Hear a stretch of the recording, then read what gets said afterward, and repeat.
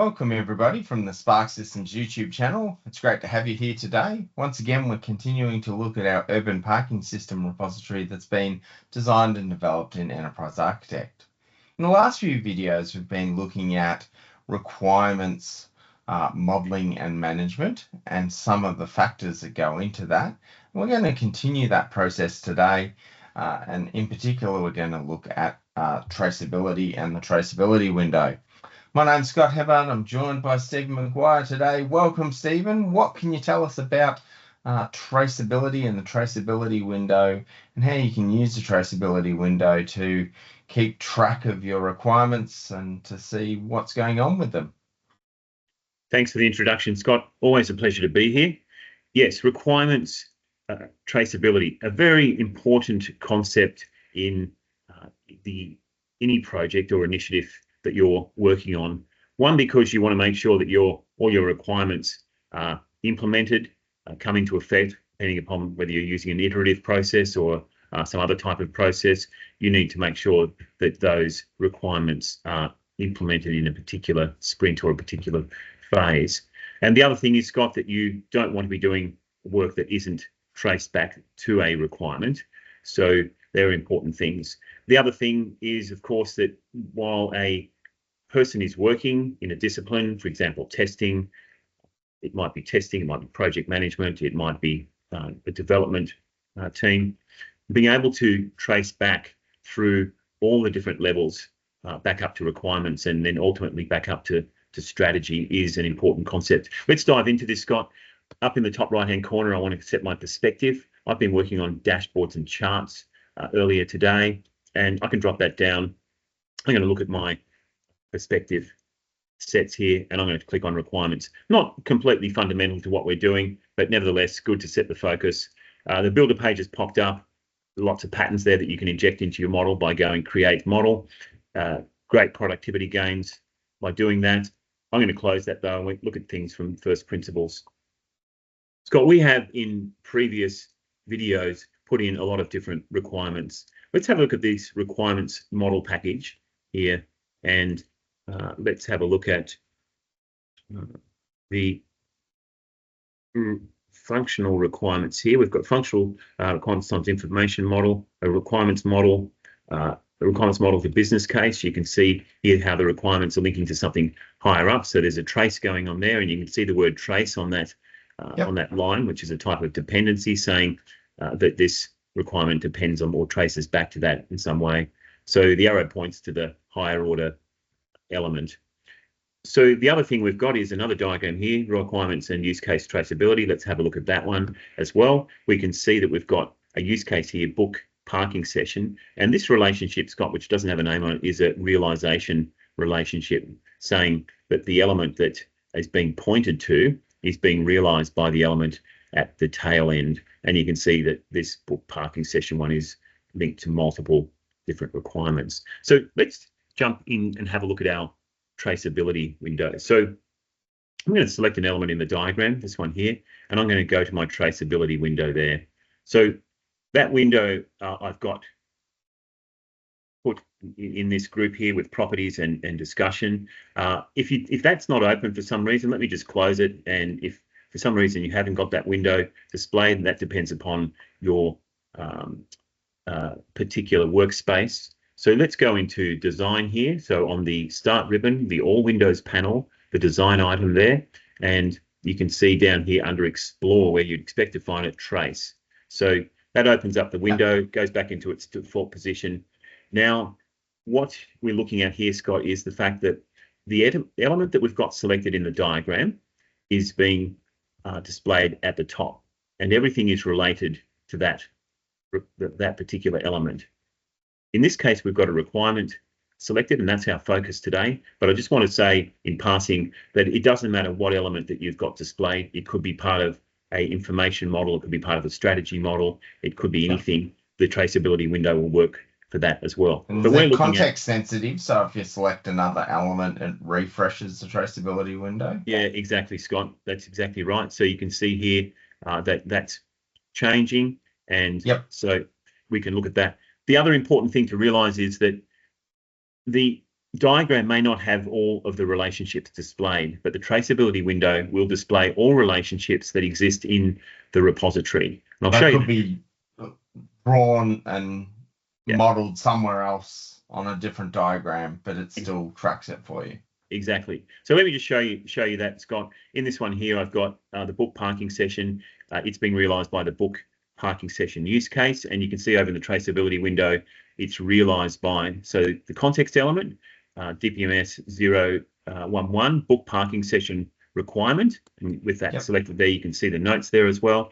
And it's being realized by the book parking session there. Now, if I was to delete that that particular relationship from the diagram, and I'll just delete that from the diagram, and I'll say hide that connector. And now you can see, if I go back to this one here, this one realized by book parking session. Let's have a look at this again, and we'll just. You must have that. You must have that in another diagram. You hid it. You didn't delete it. No, sorry, my mistake. Yes. So that was the point, Scott. That what we've done is we've hidden it from the diagram, but we can still see that it exists in the repository. So it doesn't exist there in the diagram, but it does exist in the repository, which is the point of that. Let's have a look now at some of these other relationships. This one is owned, so it's the book parking session one here. It is owned by that, and let's have a look at what that means. So what is this one? The parking session DPMS 014. Let's have a look at that in the browser, and you can see what's going on there. Even though that relationship is not on the diagram, the book parking session requirement owns number 14. I want to manage my current session via a smartphone app. So that's an important thing. Let's have a look at this other one. Depends upon the urban parking meter system business case. So we can look at that, and again, we can see that in a diagram if we want to. And let's go, say, find in all diagrams and system views parking meter session, requirements, model times, business case. Let's have a look at that one. And you can see there that that relationship exists for sprint number 5 book session. So really powerful there, Scott, to be able to see that trace back to the business case. And if I look at that again, click that one, and I'll say a different diagram this time, find in all diagrams and requirements to model times business case there. And you can see that relationship there as well. So it's a really powerful, powerful technique to be able to look at all these different relationships in the traceability window. And as you said, as I'm going from different contexts, you can see now that one book parking session implements, the use case implements the display panel and the book parking session on there. Let's just have a look at something else just for a minute, and just getting another diagram up on another screen, and let's have a look at that. Okay, so the other thing I want to show you in here, Scott, is that with an element selected like this one, I can, if you look at the diagram, it's got a generalization relationship to this book event parking session. So the book event parking session use case is a specialization of the book parking session. You can see that if you're booking a particular event, it's got a relationship to this display panel one there, and it's got a relationship to a meter controller as well. It's realized by a meter controller that, again, we can't see in this diagram. But if I wanted not to display all of these things, for example, I'm not interested anymore in that realized relationship there, I might turn that off, and I might look at that and say, looking at the options there, so trace options, I can say I want to turn off the realization relationships. So let's have a look at this one here. We'll go into the dependencies one. I'm going to turn that off, and I'm going to turn off the generalization. I didn't turn that one off. I'll turn that one off, and I'll turn off the generalizations as well. So You can see now that generalization has gone away. And so lots of different options in So here. if you wanted, you could clear them all and just select realizations. Yeah, exactly. If you wanted to focus in to just see if this requirement is realized by something, for example. Let's do that, Scott. That's a good idea. Let's clear them all and go okay to that for the start. You can see there's nothing there now. Yep. Let's say we just want to look at realizations and say, okay, we'll look at that, and that will just pop up the realizations. So 2 types there. It implements that that particular requirement, and it's linked to the meter controller. So that's useful, Scott. And if I wanted to, I can't see that on the diagram. So let me go in here. I can go right mouse click, that element selected, insert related elements, and I can see that meter controller there, and it's not on the diagram. So I'm going to select that one and add it. So I select it there, and I don't want to lay out the diagram when complete because my diagram's already there. So I make sure that's unchecked and go okay to that. And now you can see that this element is on the diagram, and it's got relationships to other things as well. So, that's using the traceability window to kind of navigate and show you the things that are linked in the repository. So very powerful, Scott. I'll turn all these back on again. Let's just say select all and go okay to that, and you can see now that occurs. Now, I can go down through these particular elements and keep going down into different levels there. So lots of opportunity to explore, how these elements are all connected. So you can drill down from a top level business case or strategy document all the way down to your requirement.